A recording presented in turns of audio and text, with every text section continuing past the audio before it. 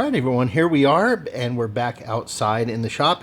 And as you can see here, the ship is mostly assembled and it is mostly primed. And before I go on any further, I wanted to make sure to document a couple of things here that I've noticed and a couple of things I want to share. So, first of all, you can see the ship is mostly primed. I didn't prime it all the way, and there's a reason for that. And I think we've talked about this before, but when you're doing putty work and stuff, and you've got the ship that's not primed yet, and you do your putty and you try to get your seam lines right, it may look just perfectly fine until you prime it. And when you prime it with the white, you're going to see things that you missed. And here I'm just going to record this and show you some of the areas where I'm going to have to come back and redo the priming. And it can be frustrating because you spend a lot of time priming, doing putty work and getting rid of seam lines, and you think, wow, I've done such a great job. And then when you prime it, you just see all these glaring issues that come out. And the reason for that is with the white primer, you see shadows, you see the cracks more easily, and so on. So I'm going to illustrate some of those right here. So we'll start here on the top with the neck or the front of the ship attached to this top of the main hull. And right here, you can see this right there is a real nasty gap. Now, one of the reasons this is so bad is because I had to put wiring there had to be some lights back here. So there's some windows here on this little spine part, or the under part of the spine, and we had to get some LED strips all the way back here, which necessitated some wires coming out of the front. There really wasn't a way to get them down to the bottom of the ship other than coming around here in the front of the neck down here, and this is where they terminate. They come out here. So we're going to connect this part to the bottom part of the ship there. So in order to do that, I had to get the lights. Well, it might have been just a mistake, but when I ended the LED strip, I ended it almost right here at the edge, and I realized when I did that it wasn't going to allow this part to insert all the way. So this part here, if you recall when we were looking at it, has a little extrusion that goes in here really nice to have a solid fit. But what I had to do is I had to cut off half of it, and I'm really disappointed in myself that I didn't illustrate that or record it, so I apologize. But if you're following along with me at home, just know that this top part, I did have to cut that off pretty much all the way to allow room for that light. I didn't want it to kill the LED strip, so which is fine, but it made it so that I couldn't get a really clean, flush connection here. So I'm going to have to put some more putty here. I did put some, and I thought it was okay, but as you can see here, we see these lines and so on. So that won't be too hard. I'm just going to have to put a few thin layers of putty, and I think I'm going to go with the Bondo stuff that we use. So this is the Bondo Spot and Glaze putty, and I'm going to use this because this is better for small gaps. I'm almost out of this stuff too. You can pick this up at Walmart. Bondo's glazing and spot putty. And I'm going to use this because it has like a red color, and I'll be able to see more easily where I'm filling it in. And I also like this stuff because it dries really fast. Like probably in about a half an hour to an hour, depending on your humidity, you can start sanding this stuff. So I'll be doing that, and then we'll be sanding that down. There's also a little bit of a smudge right up here. This little ski lift thing that goes up here. It's a little, you can kind of see there. It's just a little messed up. Maybe I sanded it wrong. So I'm going to have to put some putty there and resand that. And there's a few other spots here, like in the back. There's a little bit of a seam line there that I want to get rid of. This more or less turned out pretty good. This is nice, and the putty did really good here. And let's see, right here where the nacelles touch, I don't really need to worry about the seam line here because it's going to be mostly prevented. You're not going to see that because the nacelle is going to go there and everything like that. So yeah, a little bit of putty back here, and maybe here in the front, like underneath this is a real rigid thing. I'm going to put some putty there and see if I can't get that to look a little nicer. Right here it turned out okay. I sanded the heck out of that and got that one to go away, as well as right here. There was a seam line along here. However, on this other side, and I'm going to try to get the camera to see it. Let's see. Maybe you can't, but right under here, there's a nasty seam line here that it's really going to be hard to sand. So I'm probably going to have to get the sanding stick. This one, these are nice. I picked these up at Hobby Lobby. They're almost like an emery board, and they've got little pointed part here to get into some tough areas. This is a 180 grit here, and I also picked up a 400 grit. So these have proved to be pretty nice. So I'm going to have to really go to town in here with this 180 grit down in here and get rid of that, because it's really gross. I don't like it. So that's pretty much it for the top portion of the ship. And then for the bottom, I think we fared a little better. There's a little bit of one there. So you see this little hole there? When I was puttying this thing, I couldn't even see that. I thought I had done it. And sometimes when you prime, the putty will crack a little bit, or it'll separate from the piece. So it's something you just got to watch out for. Over here, the same way, where the nacelle connects there. And then here also, I did putty here. This is where the nacelle connects to the ship. This separated a little bit. None of this is horrible, but I just wanted to point some of it out and show you. So also, what I want to point out to you guys, so when you're ready to do this part and you're ready to prime, don't put an entire thick coat of prime. You really don't need much. I mean, there's a lot of parts in here where I didn't get. It was pretty much 2 passes, I think. It didn't use much primer, and the reason again is because I only did that first coat to get the base primer on there, but also just to expose where else I need to put some putty. It looks like I need to do a little bit here, right here on the edge, and just put a little more putty there and sand that a little nicer. This nacelle came out pretty good.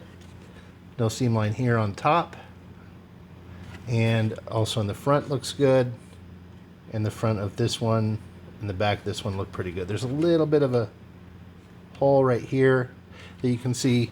And let's see, lastly, there was a lot of putty going here, because if you recall, these pieces, the top of this and the bottom of this, are actually 2 pieces that go together, and it wasn't flush. You know, the pieces are not just perfectly exact. They don't fit in exactly perfect. One side might be a little more separated than the other, and I had to use quite a bit of glue and tape and really hold it and get it set.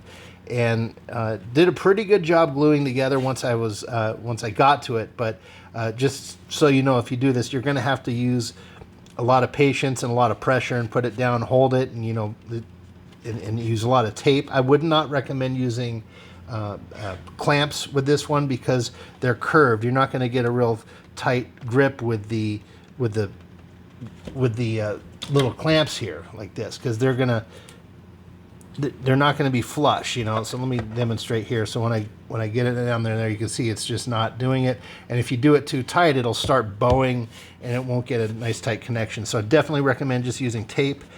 You want to start on the top and pull really tight and wrap it around so it just holds. And the masking tape, about 3 pieces here, is plenty enough pressure to get it down, especially if you've held it for a few minutes to let it start setting. Let's see. Okay, that's it. So this is going to be round 2 of the putty. When that's done and I sand it, I'm going to give it another quick prime, only in the spots where I put the putty. I'm not going to go over here again. And so the next steps will be putty, prime, check the putty. I might have to do a couple more sessions of the putty to get it perfect. I really want this ship to look nice. And then once that's all done, we get it smooth and it's looking a-okay, then we'll finish priming the rest of it. It's not going to need too much. This actually came out pretty good. And then we'll go on to painting the base coat and everything. Now, the plan of attack for that is I'm going to first paint these guys, the underneath, the inside parts of the ship. I'm going to have to paint this with the green. I'm going to have to get it all painted, every detail, get it super nice, exactly what I want. All the different colors we're going to do, some grays and things like that, some nice different colors and variations for different knickknacks on there, as well as here, because once it's together, you know, I'll just kind of piece it here for you. You can see how impossible it's going to be to get an airbrush in there and get it nice. It's just literally impossible to do that. So you have to get the majority of the painting done here. Now I'm only going to do that, the detailed, super detailed painting on the inside, and then I'm going to glue the ship together, and then I'll do the base coat and everything on the exterior part of the outside shell of the ship. Because when I put this together, I'm probably going to have to do some more putty work where these connections go, and perhaps some where this bottom neck here connects into this slot there. So I'm going to also have to, let me get these wires out of the way. These wires here is going to have to connect here.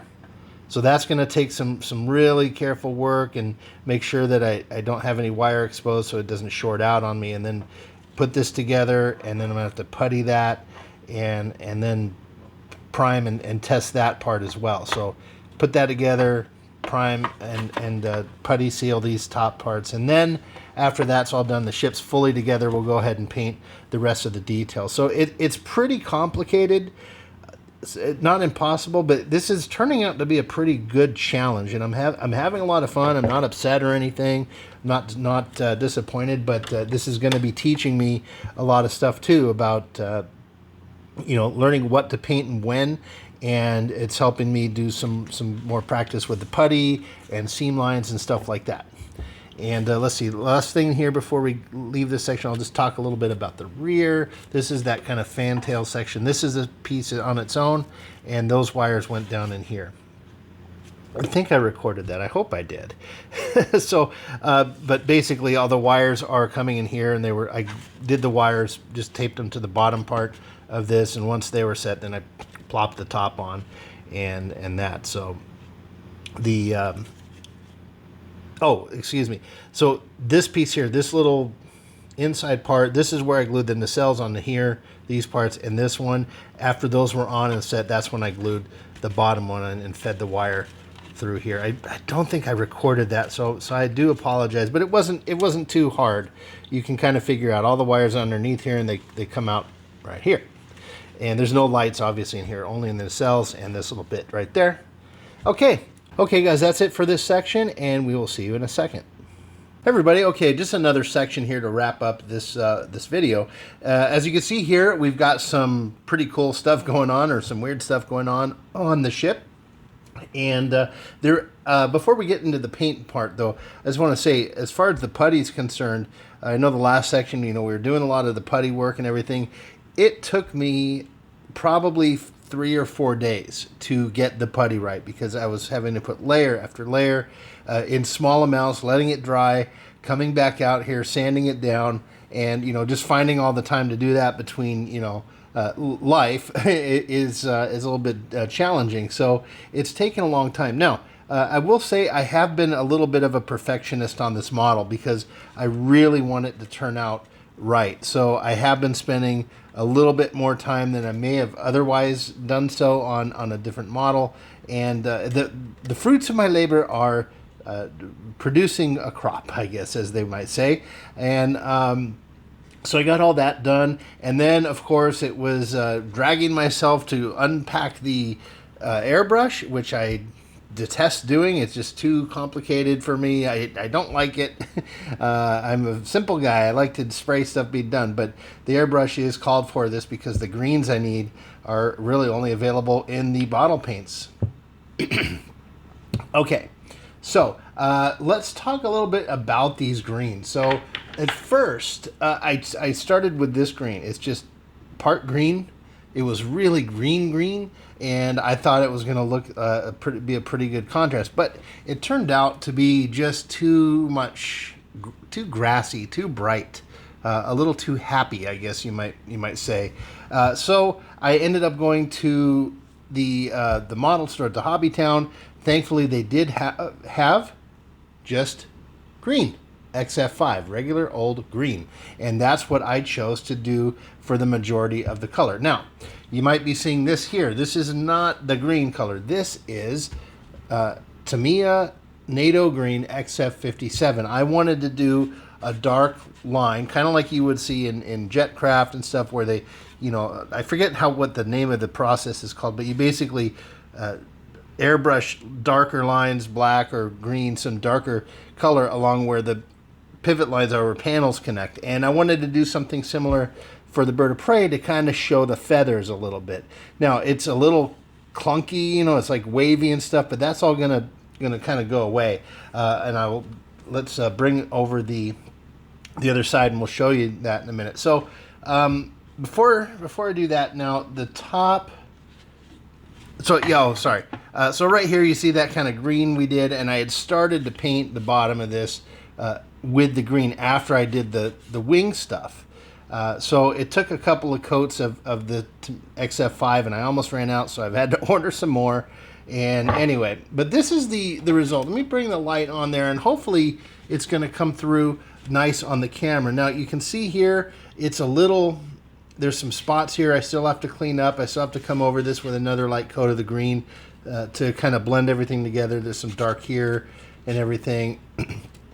And over here. Anyway, just to kind of even it out. But you can see, hopefully, that the feather effect is just slightly darker in some areas. It's just a little different. And that's really the effect I wanted. I don't want to paint these red and bright looking like feathers. It's just going to be really kind of a hint of feathers, a hint of other colors there, just to give this something interesting to see when it's lit up. I think we'll see these nice little kind of dark lines in there. It'll look a little interesting instead of big, red and yellow feathers like you saw on the Romulan ship from Balance of Terror. So I don't want to do that. I want it nice and kind of subdued.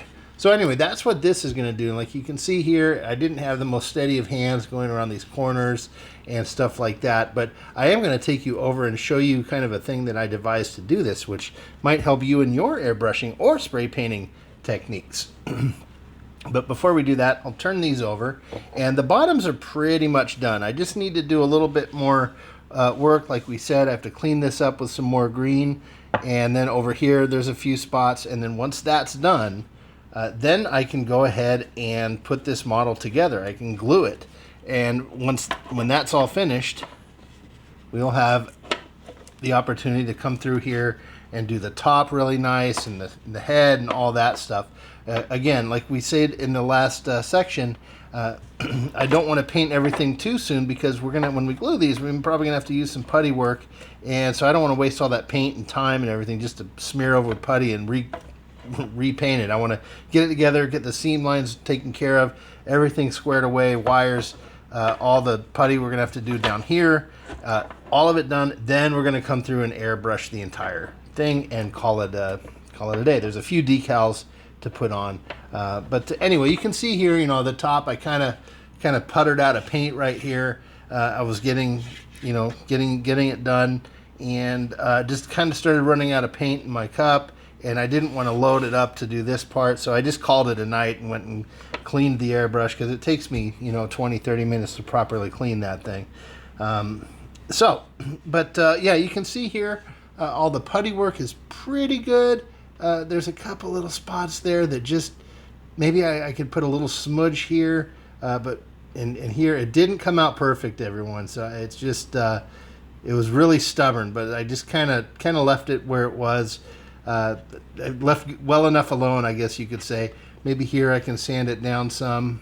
Yeah, I could probably do a little bit more. Now that I've seen put the paint on, I can see even a little bit more detail where we can fix this up.